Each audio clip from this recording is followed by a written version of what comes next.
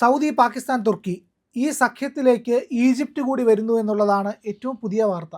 അങ്ങനെ വരുമ്പോൾ ഈ രാജ്യങ്ങളിൽ ആരെയെങ്കിലും മറ്റേതെങ്കിലും ഒരു രാജ്യം ആക്രമിച്ചു കഴിഞ്ഞാൽ ഇവർ ഒന്നിച്ച് നിന്ന് തിരിച്ചടിക്കുമെന്നുള്ളതാണ്. ഈ കരാർ 3 രാജ്യങ്ങൾ മാത്രമാക്കി ചുരുക്കണ്ട എന്നാണ് തുർക്കി പറയുന്നത്. അതുകൊണ്ടാണ് ഈജിപ്റ്റിനെ കൂടി കൊണ്ടുവരാൻ തുർക്കി ആഗ്രഹിക്കുന്നത്. ലക്ഷ്യം ഇസ്ലാമിക രാജ്യങ്ങളുടെ ഏകോപനമാണ്. ഇത് ഇന്ത്യക്ക് ഭീഷണിയാണോ എന്നുള്ളതാണ് ഏറ്റവും പ്രധാന കാര്യം. മറ്റു രാജ്യങ്ങൾക്ക് പലർക്കും ഭീഷണിയുണ്ട്. അങ്ങനെയാണെങ്കിൽ ഈ ഇറാൻ യുദ്ധമൊക്കെ എവിടെ പോയി നിൽക്കും എന്നുള്ളൊരു സംശയം ചോദിക്കുന്നുണ്ട്. ഏതായാലും ഇന്ത്യക്ക് ശരിക്കും ഭീഷണിയുണ്ടോ ഇത്? ഇന്ത്യക്കൊരു ഭീഷണിയില്ല. കാരണം ഓൾറെഡി സൗദിയും പാകിസ്ഥാനും തമ്മിൽ ഇതുപോലെ എന്തോ ഒരു കരാറുണ്ട്, പരസ്പരം സഹായിക്കാമെന്നൊക്കെ പറഞ്ഞു. പക്ഷേ ആ സഹായമൊന്നും ഓപ്പറേഷൻ സിന്ദൂർ സമയത്ത് നമ്മൾ കണ്ടില്ല. പിന്നെ ഈ സൗദി അറേബ്യ ഇന്ത്യയുമായിട്ട് നല്ല റിലേഷൻ മെയിൻറ്റെയിൻ ചെയ്യുന്ന കൺട്രിയാണ്. അതല്ലേ നമ്മുടെ പ്രൈം മിനിസ്റ്റർക്ക് അവരുടെ ഹയസ്റ്റ് സിവിലിയൻ അവാർഡ് വരെ കൊടുത്തിട്ടുള്ള ആൾക്കാരാണ്.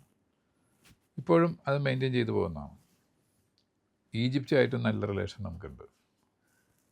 ടർക്കിയായിട്ട് മാത്രം അത്ര നല്ല റിലേഷൻ ഇല്ലാതെ ഉള്ളൂ. ഏറ്റവും അധികം സഹായിച്ച രാജ്യം കൂടിയാണ് തുർക്കി. നമ്മൾ വളരെയധികം അവർക്ക് പോകുമ്പോൾ പ്രശ്നങ്ങൾ സമയത്ത് നമ്മൾ സഹായിച്ച. പക്ഷേ നന്ദി എന്ന് പറഞ്ഞത് അവരുടെ എന്താ പറയുക, ഡിക്ഷണറിയിൽ ഇല്ലാത്ത വാക്കായതുകൊണ്ട് അതൊന്നും ഇതല്ല. പക്ഷേ അവർ പാകിസ്ഥാനായിട്ട് അതൊക്കെ ഒരു ഇസ്ലാമിക ബോണ്ടേജാണത്. അതുകൊണ്ട് പാകിസ്ഥാനെ സഹായിക്കാനുള്ള അവരെപ്പോഴും തയ്യാറാണ്. അവരങ്ങനെ ചെയ്തുകൊണ്ടിരിക്കുന്ന ആൾക്കാർ. ധാരാളം സൈനിക സഹായം അവർ ചെയ്യുന്നുണ്ട്. അത് തുടരുമെന്നല്ലാതെ ഇന്ത്യയും പാകിസ്ഥാനും തമ്മിൽ കോൺഫ്ലിക്റ്റ് ഉണ്ടായിക്കഴിഞ്ഞാൽ സൗദി അറേബ്യയും ഈജിപ്റ്റും ഒക്കെ അതിൽ പങ്കെടുക്കുക. ഈജിപ്റ്റ് അങ്ങനെയൊന്നൊരു ഇത്ര ദൂരമുള്ള യുദ്ധത്തിന് പങ്കെടുക്കാൻ പറ്റിയ ഷേപ്പിലല്ല അവർ. അത്ര വലിയ സൈനിക ശക്തിയല്ല. സൈനിക ശക്തിയല്ല. അവരെങ്ങനെയെങ്കിലുമൊക്കെ ജീവിച്ചു പോകാൻ ആഗ്രഹിക്കുന്നത്. ഇപ്പോൾ തൽക്കാലം ഇസ്രായേലായിട്ടൊരു ധാരണയൊക്കെ ഉണ്ടാക്കിക്കൊണ്ട് അവരെ കൊണ്ട് അക്രമമൊന്നുമില്ല. അപ്പോൾ ഇനിയുള്ള കാലത്തെങ്കിലും സമാധാനപരമായിട്ട് ജീവിച്ചു പോകണമെന്ന് ആഗ്രഹിക്കുന്ന ആൾക്കാരാണ്. അപ്പോൾ അവരൊന്നും അതിനുണ്ടാകാൻ പോകില്ല. പിന്നെ ഇവർ പറയുന്നത് പോലെ വേറെ ആരൊക്കെ രാജ്യങ്ങൾ ചേർക്കുമെന്ന് പറയുന്നുണ്ട്. അത് ഏത് രാജ്യങ്ങളെ ചേരാൻ വരണമെന്ന് കണ്ടറിയണം. അതിലിപ്പോൾ മിഡിൽ ഈസ്റ്റിലെ GCC കൺട്രീസിൽ ഏറ്റവും പ്രധാനം UAEയും സൗദി അറേബ്യ ആണല്ലോ ഇന്നത്തെ അവസ്ഥയിൽ. UAE ഏതായാലും ഇന്ത്യക്കെതിരായിട്ട് വരാൻ പോകുന്ന ഒരു കരാറിൽ വന്ന, അതായത് അഥവാ ഇനി വേറെ എന്തെങ്കിലും ടെക്നിക്കൽ റീസൺസിൽ സൈൻ ചെയ്താൽ പോലും അവർ ഇന്ത്യക്കെതിരായിട്ടൊന്നും ചെയ്യാനായിട്ട് അവർ വരില്ല. കാരണം ഇന്ത്യയായിട്ട് അത്ര നല്ല റിലേഷൻ അവർ മെയിൻറ്റെയിൻ ചെയ്യുന്നു. ഖത്തറിനും ഭീകരവാദത്തിന് പ്രോത്സാഹിപ്പിക്കലൊക്കെ ഉണ്ടെങ്കിലും ഇന്ത്യയായിട്ടൊരു ഡയറക്റ്റ് കോൺഫ്ലിക്റ്റ് ഒന്നും അവർ ആഗ്രഹിക്കില്ല. അങ്ങനെ അത്ര ദൂരെ നിന്ന് വന്നവർ സഹായിക്കാൻ പറ്റിയ അവസ്ഥയിലുള്ള അവരുടെ എന്താ ഉള്ളത്? ടെക്നോളജി ഇല്ല, ഡിഫൻസ് ഹാർഡ്വെയർ ഇല്ല, ഒന്നുമില്ല. അതൊക്കെ തൽക്കാലം ഈ US കൊടുത്തതൊക്കെ വെച്ചിട്ട് ഇങ്ങനെ ഒരു അഡ്ജസ്റ്റ്മെൻ്റ് അല്ലേ. ഇവർ GCC കൺട്രീസിൻ്റെ എല്ലാവരും അവസ്ഥ അത് തന്നെ. അവരൊന്നും അത്ര വലിയ ഡിഫൻസ് ഫോഴ്സൊന്നും അല്ല അവർ. അപ്പം അതുകൊണ്ട് നമ്മളെ സംബന്ധിച്ച് അതൊരു ഭീഷണിയായിട്ട് എനിക്ക് തോന്നുന്നില്ല. പിന്നെ ഈ കരാറ് എന്ന് പറഞ്ഞു കഴിഞ്ഞാൽ കരാറുകൾ ധാരാളം പലതരത്തിലുണ്ട്. ഇപ്പോൾ നാറ്റോ പാക്റ്റിലെ അതിൽ വെച്ചിട്ടുള്ള 5ാമത്തെ ക്ലോസിന് തുല്യമായ ക്ലോസാണ് ഇവർ വെച്ചിരിക്കുന്നത്. ഒരു രാജ്യത്തിനെ ആക്രമിച്ചാൽ എല്ലാവരും കൂടി വരണം, സഹായിക്കണം എന്നുള്ള ക്ലോസൊക്കെ അവർ എഴുതി ചേർത്തിട്ടുണ്ട്. ഇതിൻ്റെ പിന്നിൽ എന്തെങ്കിലും സാമ്പത്തികമായിട്ടുള്ള സഹായങ്ങൾ പാകിസ്ഥാൻ അടിച്ചെടുക്കാൻ വേണ്ടിയിട്ടാണോ എന്ന് എനിക്ക് സംശയമുണ്ട്. സൗദി അറേബ്യയിൽ നിന്നും ടർക്കിയിൽ നിന്ന് മിലിറ്ററി ഹാർഡ്വെയർ, സൗദി അറേബ്യയിൽ നിന്ന് സാമ്പത്തിക സഹായം ഒക്കെ ചിലപ്പോൾ അവർ കൊടുത്തുനിന്നിരിക്കും. ഒരു ഇസ്ലാമിക സാഹോദര്യത്തിൻ്റെ പേരിൽ എന്തെങ്കിലുമൊക്കെ സഹായങ്ങളൊക്കെ കൊടുത്തുനിന്നിരിക്കും. പക്ഷെ ഭാരതവുമായിട്ടൊരു ഡയറക്റ്റ് കോൺഫ്ലിക്റ്റിൻ്റെ കാര്യത്തിൽ അവർ വരാൻ പോകില്ല. ടർക്കി പോലും നേരിട്ടൊരു യുദ്ധത്തിനൊന്നും വരാൻ പോകില്ല. ഇവർക്ക് പ്രോക്സി വാർ നടത്തുള്ളൂ. ഇവർക്ക് സാധനങ്ങൾ കൊടുക്കലും ഒക്കെ, പടക്കോപ്പുകൾ കൊടുക്കുക, അതുപോലത്തെ കാര്യങ്ങളൊക്കെ ചെയ്യാനുള്ള സാധ്യതയെ കാണുന്നുള്ളൂ. പക്ഷേ ഈ ഈജിപ്റ്റിനെ തുർക്കി കൂടെ കൂട്ടുന്നതിനകത്തൊരു ദുരുദ്ദേശമുണ്ട്. കാരണം ഞാൻ ലീഡർഷിപ്പിലേക്ക് വരുന്നു, എന്നിട്ട് എനിക്ക് ചുറ്റുമുള്ളവരെ ഞാൻ എനിക്കൊപ്പം ചേർക്കുന്നു. അസർബൈജാനെ പിന്തുണയ്ക്കുന്നത് തുർക്കിയാണ്. ഈ പറയുന്ന പോലെ ഇപ്പോൾ അതിലേക്ക് കൊണ്ടുവരാനായിട്ട് ഈജിപ്റ്റിനെ കൂടി ശ്രമിക്കുന്നു എന്നുള്ളതാണ്. കാരണം ഈജിപ്റ്റ് പണ്ടേ മുനയൊടിഞ്ഞു പോയ 6 ഡേ വാറിൽ തന്നെ മുനയൊടിഞ്ഞു പോയ ഒരു രാജ്യമാണ്. എന്നിട്ടും അതിനെ കൂടെ കൂട്ടി വീണ്ടും കയ്യിൽ ആയുധം വെച്ച് കൊടുക്കാനുള്ള ഒരു ശ്രമം തുർക്കി നടത്തിയേക്കും. ഇതിനകത്ത് പക്ഷേ ഒരു പ്രശ്നമുണ്ട്, ഒരു സംശയം. ഞാൻ സാറിൻ്റെ ആദ്യം ചോദിച്ചത് ഈ ഇറാൻ യുദ്ധമൊക്കെ എവിടെ പോയി നിൽക്കുമെന്ന് ഞാൻ ചോദിച്ചു. അതിനകത്ത് കാരണം ഇതാണ്, ആരാംകോയിലേക്ക് അടക്കം ആക്രമണം നടത്തിയതിനകത്ത് ഇറാന് പങ്കുണ്ട്. അപ്പോൾ അങ്ങനെ ഒരു ആക്രമണം നടത്തുന്ന രാജ്യത്തിൻ്റെ നേർക്കിനി ആക്രമണം തിരിച്ചു നടത്താൻ, അതായത് ഇറാനെ ആക്രമിക്കാൻ തുർക്കിയും പാകിസ്ഥാനും നിൽക്കൂ. പാകിസ്ഥാൻ്റെ തൊട്ടടുത്ത് കിടക്കുന്ന രാജ്യമല്ലേ ഇറാൻ. അല്ല, അതാണ് ഇതിൻ്റെ കോംപ്ലിക്കേഷൻസ് എന്ന് പറയുന്നത്. ഇപ്പോൾ ഇവർ ഇറാനെ സംബന്ധിച്ച് പറയുകയാണെങ്കിൽ GCC പെട്ട എല്ലാ ഇസ്ലാമിക കൺട്രീസിനെ അവർ വെറുപ്പിച്ചിട്ടിരിക്കുകയാണ്. ഇപ്പോൾ ക്യുവൈറ്റ് എയർപോർട്ട് നശിപ്പിച്ച് കളഞ്ഞു മിസൈൽ അയച്ചിട്ട്. അപ്പോൾ അവിടെ അതുപോലെ അവിടെ അമേരിക്കൻ മിലിറ്ററി ബേസിനെ അവർ ആക്രമിച്ചുകൊണ്ടിരിക്കുന്നുണ്ട്. ആ കൂട്ടത്തിൽ ക്യുവൈറ്റും ഈ ഡ്രോൺ വന്നാലൊന്നും റഡാറിലൊന്നും പിടിക്കാൻ പറ്റില്ല.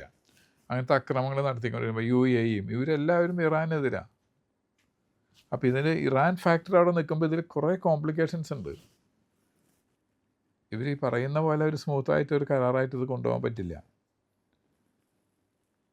ഇപ്പോൾ സ്വാഭാവികമായിട്ട് ടർക്കിയും ഒക്കെ വരുന്ന സമയത്ത് ഇറാൻ്റെ കൂടെ ടർക്കി നിൽക്കണ്ടേ? അങ്ങനെയാണല്ലോ അതിൻ്റെ രീതി. അപ്പോൾ അങ്ങനെ വരുമ്പോൾ പാകിസ്ഥാന് ഇറാനെതിരായിട്ട് നിൽക്കാൻ പറ്റുമോ? ഇറാൻ അനുകൂലിച്ച് നിൽക്കാൻ പറ്റുമോ? കാരണം അമേരിക്ക അപ്പുറത്ത് നിൽക്കുന്നു. അമേരിക്ക പിണക്കിക്കൊണ്ടുള്ള ഒരു പരിപാടിക്ക് പാകിസ്ഥാന് പോകാൻ പറ്റില്ല.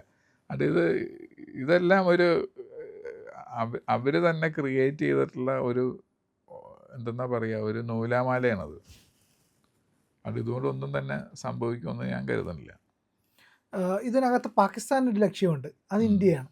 അതായത് ഇന്ത്യയെ ഞങ്ങളെ ആക്രമിച്ചാൽ ഇവരൊക്കെ ചോദിക്കാൻ വരും കേട്ടോ എന്നൊന്ന് കാണിക്കാനുള്ള ഒരു ശ്രമം. പക്ഷെ ആ ശ്രമത്തിന് വലിയ ബലമൊന്നും ഇല്ല എന്നുള്ളത് നമ്മൾ ഓപ്പറേഷൻ സിന്ദൂറിൽ തന്നെ കണ്ടു. പക്ഷെ തുർക്കി അത് ഒരു പ്രധാനപ്പെട്ട കാര്യമാണ്. കാരണം അന്ന് കരാറുണ്ടാക്കിയപ്പോൾ, അതായത് പാകിസ്ഥാൻ സൗദിയുമായി കരാറുണ്ടാക്കിയപ്പോൾ അത് നിലനിൽക്കവേ ഇന്ത്യ ആക്രമിച്ചു. പക്ഷെ തുർക്കിയുമായിട്ടൊന്നും കരാറില്ലായിരുന്നു. എന്നിട്ടും ഓപ്പറേഷൻ സിന്ദൂർ നടക്കുന്ന സമയത്ത് പാകിസ്ഥാനെ സഹായിക്കാൻ, ആയുധം കൊടുക്കാൻ തുർക്കി രംഗത്ത് വന്നു.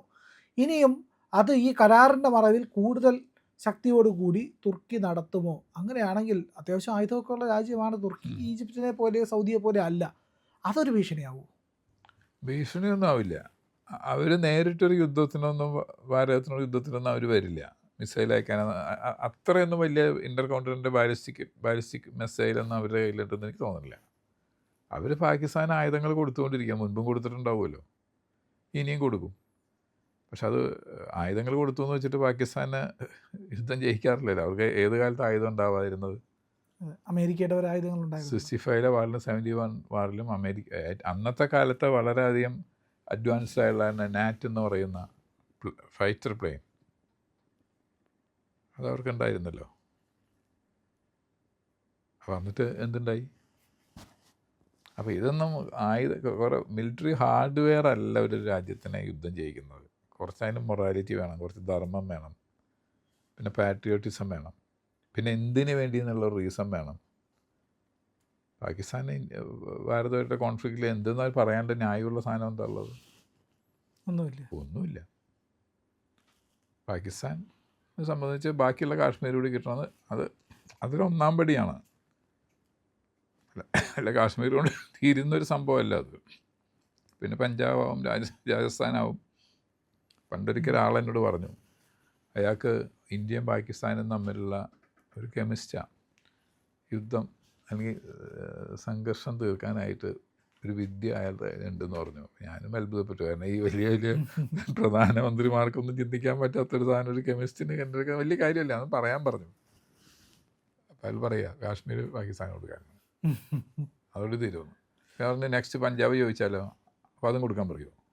രാജസ്ഥാൻ ചോദിച്ചാൽ അതും കൊടുക്കാൻ പറയും. ഗുജറാത്ത് ചോദിക്കാൻ പറയും, അതും കൊടുക്കാൻ പറയും. അതാണ് ഡൽഹിയാണ് ഞങ്ങളുടെ ലക്ഷ്യം, ഡൽഹി കൊടുക്കാൻ ശരി, ഡൽഹി കൊടുത്തേക്കാം എന്ന് പറയൂ.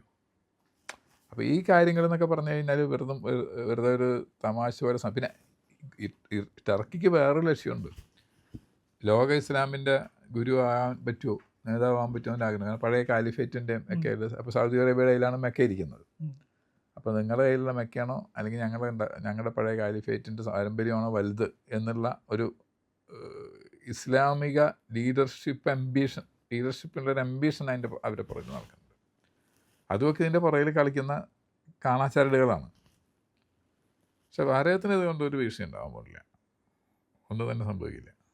പക്ഷേ അപ്പോൾ പിന്നെ ഈ കരാറിൻ്റെ അർത്ഥം എന്ത് എന്നൊരു ചോദ്യം കൂടെ വരും. അത് പാകിസ്ഥാൻ എന്തെങ്കിലും ഇവരുടെ കയ്യിൽ നിന്ന് അടിച്ചു മാറ്റാനുള്ളതെന്ന് ഞാൻ പറയുള്ളൂ.